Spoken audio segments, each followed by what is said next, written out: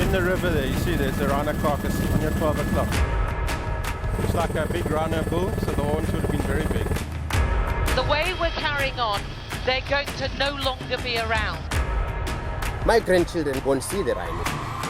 It's the extinction of an animal, and these people don't think about it like that. They think about it's quick money.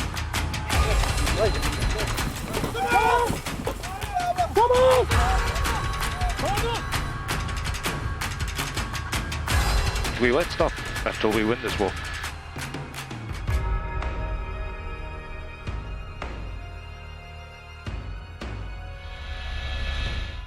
The war on rhino poachers just got tougher. Those fighting to save the animal now have hunting dogs. It's 8105, the guy who's underground following the tracks. They can call in air power when they spot a poacher's spoor or footprint.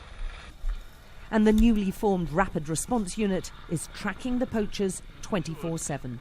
You can see where that aircraft is now landing. They're putting up stopper groups, deployments.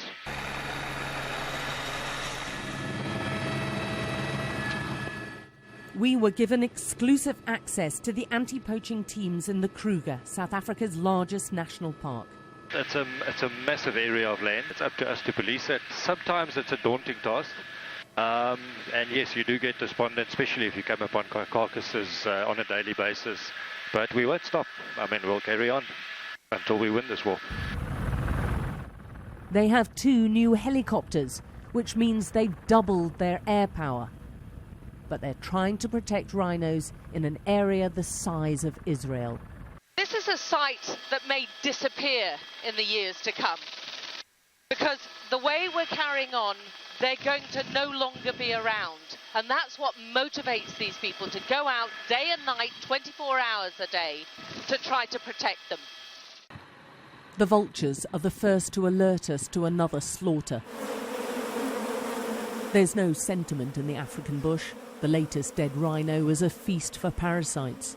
This is now a crime scene, and the investigators go to work finding clues. They're searching for the bullet used to kill the rhino. The frequency that it's happening at, and it's just not stopping. It's the extinction of an animal, and these people don't think about it like that. They think about it's quick money. They don't think about it in the long haul, that this animal's going to be extinct. There's not going to be any more of them. And normally with heavy caliber ammunition, you will find the bullet just below the skin on this side, but there's nothing. So I need to take the skin off, check for damage or trauma below the skin, broken ribs. If nothing, then we'll have to dig deeper. He's there. What's that? There we go.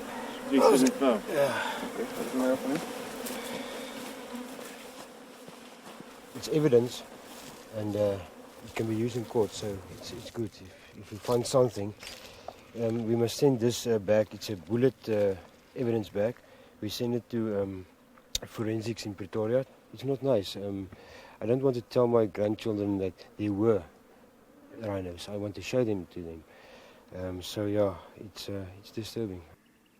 There are worse sights waiting for the anti-poaching unit. Like this one, the rhino's still alive days after his horn has been hacked off, just clinging to life. Or this creature. The poachers failed to get his horn, but slashed at his hind legs before he escaped. He had to be killed anyway to put him out of his pain. So the hunting for the hunters has gone up a notch. This, sadly, is just a training exercise. The arrests have gone up, but so has the poaching in the Kruger, by nearly 30%. They have more dog units, more boots on the ground. And they're developing and honing skills aimed at striking fear into the soul of any poacher. Then working with the dog, it helped us a lot. Attacking one man, it's like attacking one man with 3 guys when I'm with my dog. So it helps a lot. But there's simply not enough of them. It's a 24/7 job.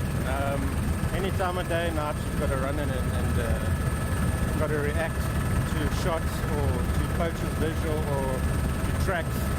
And it takes its toll on a family because you don't always see them. and the stress level can be quite high. 24 hours after we're with investigators at one rhino carcass, rangers have radioed in and fly a white flag to signal they've spotted another. In the river there, you see there's a rhino carcass on your 12 o'clock. It's like a big rhino bull, so the horns would have been very big.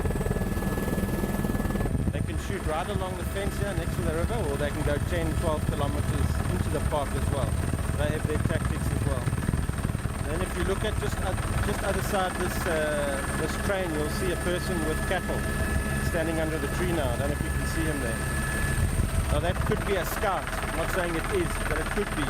So he could be walking up and down the fence with his cattle, and if he sees a rhino, he'll pick up his phone and call the poacher.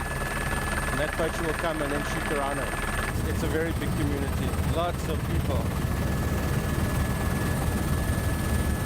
And you can see there's a lot of poverty, so they are recruited by people who are running these syndicates, you know, and they can't, the money's so big that they take the chances.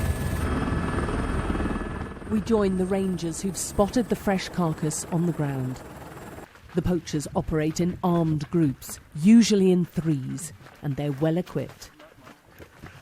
They're using the binoculars, they're listening, they're checking the rhinos, they're watching they're looking at the field ranger.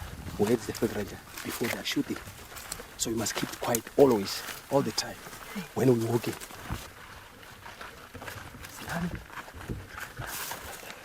In the park at the moment, there are something like 15 poaching groups operating. They know that. And all the time, every time they don't find one, there's a possibility of another animal being slaughtered. So we might find a rhino track. You know, it's got a bit of blood on it. Then we know, let's follow it. Has it been shot and wounded? Or has it been gored by another animal? So these are the kind of things you've got to follow up day in and day out. And with heat like this, I think we're sitting at 41 degrees. It's not easy on the guys.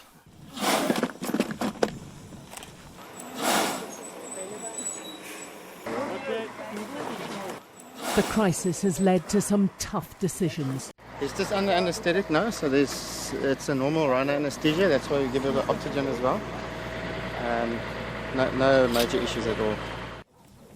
They're moving part of their rhino family out of the national park altogether. These are the lengths they're having to go to save the rhino, all because of its horn, because someone wants to pay the price for what is effectively the same as a fingernail, just made out of keratin. But because of that, they're now taking extreme lengths to save the creature. It's been bought by a private buyer, tranquilised, and now going to be taken to safety on a private safari farm. The rhino's partially revived. It weighs about 1.5 tons, so it has to be able to walk itself, sleepily and blindfolded to lessen the trauma, into the crate which will take it to its new home.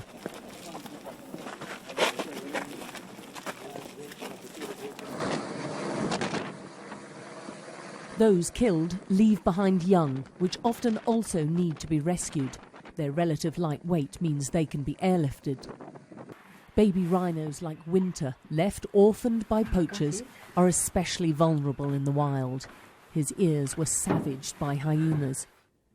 Another rhino named Manji by his saviours had his eye slashed by poachers with the same machete they used to kill his mother. Both animals were brought here. We're not saying exactly where in South Africa for their protection. Hey, yo, it's a bokies. Okay, one on that side. One animal down. Okay, another one. So there's about 100 kilograms between these two. This one is 3 months, 4.5, 5.5. Winter's now fully recovered, entirely unbothered by his lack of ears.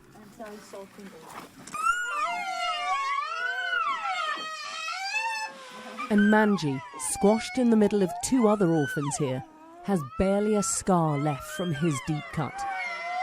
Although his sight is badly affected and he'll need future operations. The squealing you hear is them asking for more milk. They, like all the orphans brought here, are cared for day and night by an army of volunteers who nurse them back to health and whose contributions fund the centre set up by Petronel Nieuwoud. Manji was about 2 weeks old when they killed his mom and attacked him, hacked him with a machete. And they didn't do well at all, Alex. We struggled with him because of the blood loss and the trauma. And the injury on the eye was really a big problem, because remember, the skin on the head keeps on opening, it's stretching. And we were very afraid that he would lose his eye. Interesting enough, that eye is fine, but his other eye, that eye got a puncture wound on the cornea, and it looks like that will be with him his whole life. Hey. They couldn't do it without the volunteers.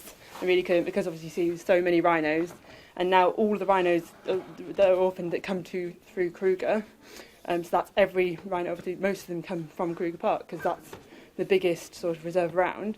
And if we didn't have them, then that really is the future, I think, of all the rhinos. Then, because that's just the majority of everything. We look after them in every aspect. We're up at 2 o'clock, doing night feeds, so we have to be there. We're working. I really, really don't want to see the rhinos being extinct. I think they're, an incredible part of Africa, and I love them so much, and I think it'd be such a shame to see them lost. See, but this behaviour is good behaviour. Look, they're running and playing and showing off, and I love it. In a very short time under constant care, there's a world of difference in the calves. Standing is man. Huh? I love it. They've got back their spirit. No longer are they traumatised. Before we know it, we will be out of rhinos. So every single rhino there is, we need to try and save. But we're still a long, long way from achieving that. Alex Crawford, Sky News, South Africa.